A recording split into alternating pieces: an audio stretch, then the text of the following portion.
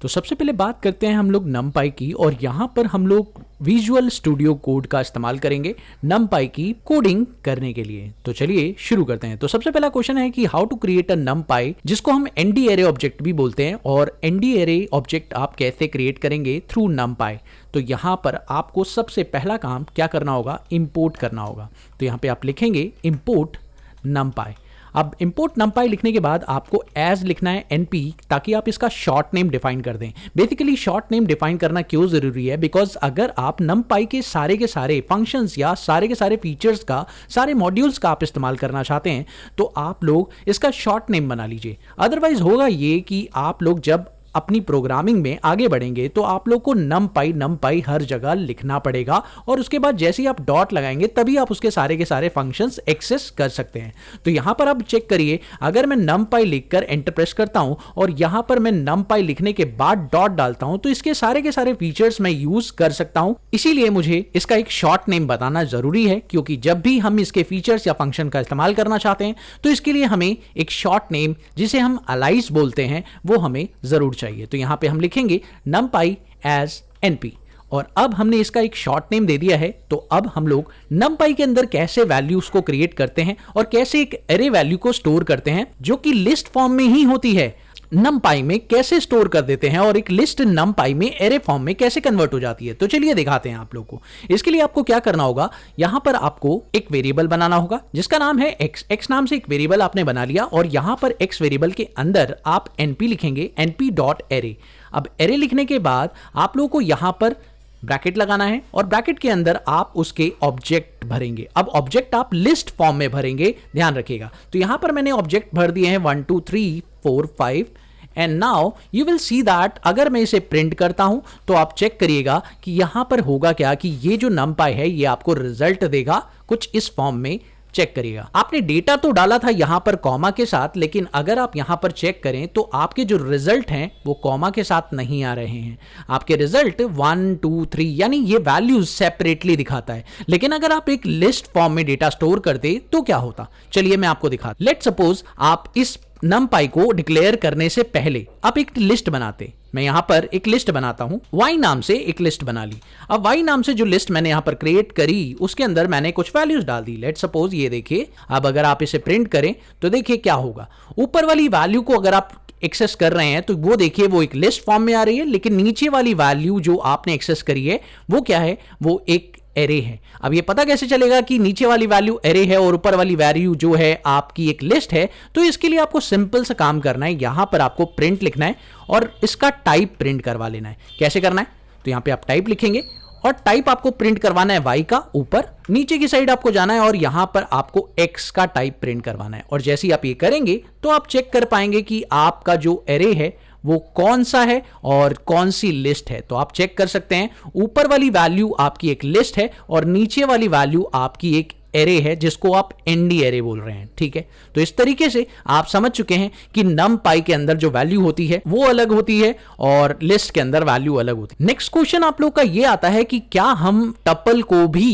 As a array object ले सकते हैं? तो आंसर इज यस, आप टपल को भी, टपल वैल्यूज को भी एज अ एरे ऑब्जेक्ट ले सकते हैं। तो ये कैसे होगा, आपने numpy इंपोर्ट कर लिया है तो उसके बाद आपको दोबारा इंपोर्ट करने की जरूरत नहीं है। टपल को एरे बनाने की कोशिश करते हैं तो इसके लिए हम एक नया वेरिएबल डिक्लेयर करेंगे। मैंने यहां पर एक नया वेरिएबल ले लिया है, लेट्स सपोज a, और इस a वेरिएबल के अंदर मैं यहां पर np.array लिख रहा हूं, और इस बार जो मैं वैल्यू स्टोर करूंगा वो टपल फॉर्म में करूंगा। और टपल फॉर्म में जब वैल्यू स्टोर करनी होती है तो आपको ब्रैकेट में डालना होता है। वैल्यूज को मैंने यहां पर ब्रैकेट में डाला, आप देखिए मैंने यहां पर सारी वैल्यूज को ब्रैकेट में लिख दिया है। और अब अगर आप इसका प्रिंट लेंगे तो आप देखेंगे कि ये वैल्यू भी आपको एक एरे फॉर्म में दिखाई देगी। तो चलिए इसे प्रिंट करते हैं और आप चेक करिएगा कि ये भी एक एरे फॉर्म में आ चुकी है, 1 2 3 4 5। That's it। अब बात आती है कि जब हम लोग एरे की बात कर रहे होते हैं तो हमारे पास जो एरे होते हैं वो कई डायमेंशन एरे होते हैं। डायमेंशन का मतलब क्या होता है कि आपके एरे के अंदर जो वैल्यू स्टोर होती है वो एक लाइन में स्टोर हो रही है, 2 लाइन में स्टोर हो रही है, 3 लाइन में स्टोर हो रही है या 4 लाइन में स्टोर हो रही है। और फिलहाल के लिए हम लोग ये 4 टाइप के एरे समझ रहे हैं। यहां पर 0D एरे सबसे पहला टाइप है। तो चलिए देखते हैं अगर हम 0D एरे की बात करें तो वो कैसा दिखाई देगा। तो लेट्स सी, हमने यहां पर 0D एरे के लिए एक वेरिएबल लिया a और इसके अंदर हम 0D एरे डालने वाले हैं। और अगर आप ये पता करना चाहते हैं कि ये 0D एरे है या नहीं, तो इसके अंदर सिर्फ एक वैल्यू होती है। आप 0D एरे के अंदर ज्यादा वैल्यू नहीं, सिर्फ एक वैल्यू को स्टोर करते हैं। और अगर आप इसे प्रिंट करें और प्रिंट में आप लिखें तो इसकी वैल्यू आप लोगों को दिखाई देगी। साथ ही अगर मान लीजिए आप ये भी देखना चाहते हैं कि इस वैल्यू का जो डायमेंशन है वो कौन सा है, क्या 0D है या नहीं, तो आप लोग ये भी प्रिंट कर सकते हैं। कैसे करेंगे चलिए मैं आपको दिखाता हूं। तो यहां पर आप लिखेंगे प्रिंट, और प्रिंट के अंदर आप चाहते हैं कि इसका डायमेंशन भी आपको पता चल जाए, तो आप लिखेंगे डायमेंशन और यहां पर कॉमा लगाकर आप लिखेंगे a.ndim। ndim means ND array भी बोलते हैं, तो उसका फीचर आप यहां पर एक्सेस कर रहे हैं। एंडिम का मतलब होता है उसका डायमेंशन आप पता करने की कोशिश कर रहे हैं कि आपका जो वेरिएबल आपने ऊपर इंसर्ट किया है उसके अंदर जो एरे वैल्यूज डाली है वो किस टाइप का एरे है, 0D है या 1D है या 2D है या 3D है। अब आप अगर इसे प्रिंट करते हैं तो चेक करिए यहां पर आप लोगों को दिखाई दे रहा है कि आपकी वैल्यू तो आपको दिख रही है यहां पर, और डायमेंशन कितना दिख रहा है, 0D दिख रहा है। ओके, लेकिन अगर बात करें आपका 1D एरे कैसा होता है, तो 1D एरे बिल्कुल सेम इसी तरह से होता है जो मैंने आपको सबसे पहले सिखाया था। तो ये होता है आपका 1D एरे। अब मैं इसको करके दिखा देता हूं आप लोगों को। This is the 1D array, और चेक करिए मैं इसे B में स्टोर कर रहा हूं। B नाम के वेरिएबल के अंदर मैंने इसे स्टोर कर दिया है। एंड नाउ तो हमने इस तरह से इसे प्रिंट कर दिया है। और अब चेक करते हैं इसे प्रिंट करके, आप देखिए यहां पर ये 1 डायमेंशन एरे हो चुका है। ठीक है, अब बात करते हैं 2 डायमेंशन एरे क्या होते हैं और इसमें वैल्यू कैसे स्टोर की जाती है।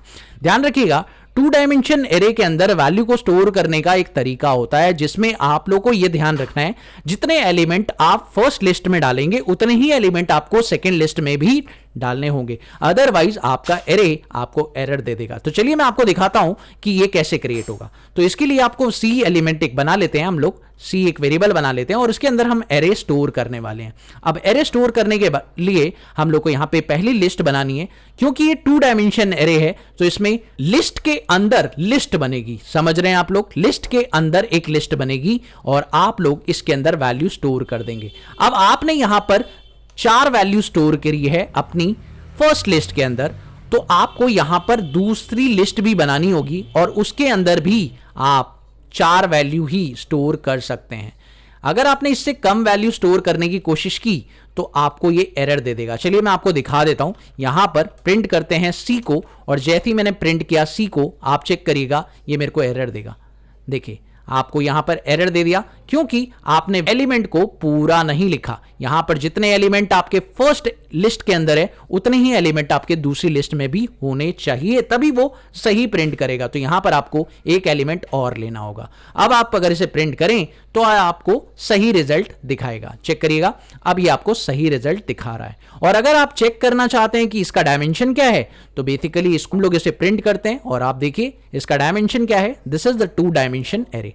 लेकिन थोड़ा सा ज्यादा मुश्किल होता है आपका 3 डायमेंशन एरे। कैसे बनता है चलिए ध्यान दीजिएगा। 3 डायमेंशन एरे को बनाने के लिए सबसे पहले आपको एक वेरिएबल लेना होगा। मैंने यहां पे वेरिएबल ले लिया। अब आपको यहां पर np लिखना है, np.array, और जैसे ही आपने लिखा उसके बाद आपको ब्रैकेट स्टार्ट करना है। और अब इसके अंदर बहुत ध्यान से वैल्यू को डालनी है क्योंकि यहां पे ये 3 डायमेंशन एरे है। 3 डायमेंशन एरे के अंदर आपकी वैल्यूज ज्यादा स्टोर होती हैं, तो यहां पर 2 लिस्ट आपको बनानी पड़ेगी। 2 लिस्ट एरे के अंदर रहेंगी और 2 लिस्ट एक एरे के अंदर रहेंगी। तो ये कैसे होगा चलिए देखते हैं। यहां पर आपको स्क्वायर ब्रैकेट 3 लगाने होंगे। ठीक है, स्क्वायर ब्रैकेट 3 लगाना ही क्यों है मैं आपको अभी बताऊंगा। फिलहाल पहले इसमें वैल्यू को स्टोर करते हैं। तो चलिए ये देखिए 1 2 3 आपने वैल्यू स्टोर कर दी। अब उसके बाद एक और यहां पर लिस्ट बनाइए जिसमें आपने कुछ वैल्यू स्टोर कर दी। ये लीजिए आपकी 2 वैल्यू स्टोर हो चुकी है। अब आपको यहां पर इस वाले एलिमेंट को क्लोज करना होगा। ठीक है, आपने इस एलिमेंट को क्लोज कर दिया, दैट इज द 1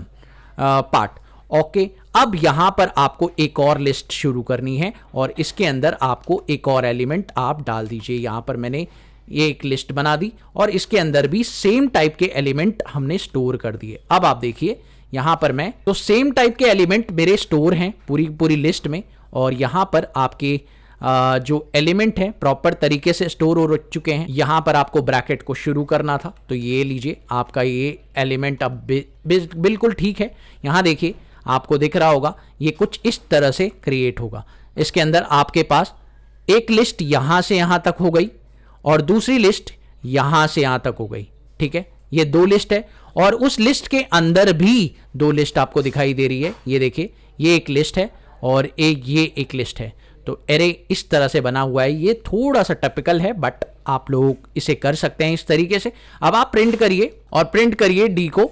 उसके बाद आप लोग यहां पर उसका डायमेंशन भी प्रिंट कर दीजिए। तो मैंने यहां पे प्रिंट लिखा और डायमेंशन प्रिंट करना है मुझे यहां पर। इससे प्रिंट ले लीजिए। जैसे ही आप प्रिंट लेंगे तो आप देखिए ये 3 डायमेंशन एरे हो गया, जिसके अंदर आपको स्पेसिंग भी दिखाई दे रही है और गैप भी आपको शो हो रहा है। That is the 3 dimension array.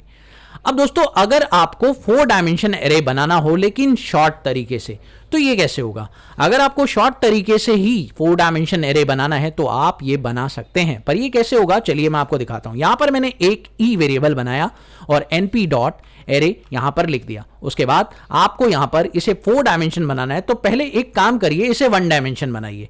तो मैंने 1 डायमेंशन जैसे ही इसे बना लिया, उसके बाद अब इसे 4 करना है तो आपको यहां पर कॉमा लगाना है और एन डिम लिख देना है। एन डिम लिखने के बाद आपको बता देना है कि इसे कितने डायमेंशन तक रिपीट मारना है। तो भाई 4 डायमेंशन तक रिपीट मारना है, इसलिए आप लोगों का ये जो है ये 4 डायमेंशन तक रिपीट हो जाएगा। और अगर आप इसका प्रिंट लेते हैं तो ये आपको कुछ इस तरह से दिखाई देगा।